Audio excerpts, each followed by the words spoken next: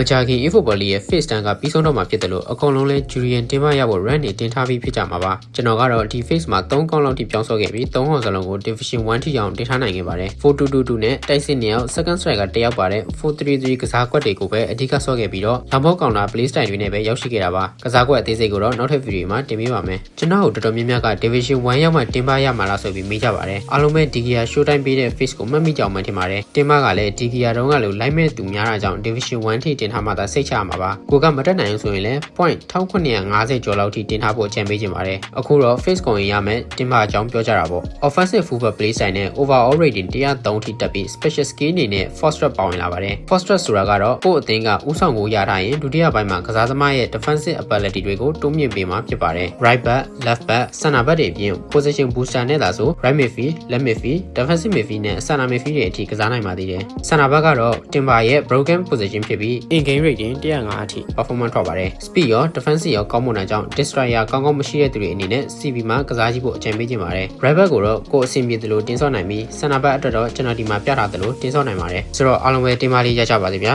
ကျွန်တော်ရဲ့ TikTok နဲ့ YouTube channel လေးကိုလည်း like and follow subscribe လေးလုပ်ခဲ့ပေးဖို့တောင်းဆိုချင်ပါတယ်ဗျာနောက်ထပ် video မှာပြန်တွေ့ကြတာပေါ့အားလုံးကျေးဇူးများတင်ပါတယ်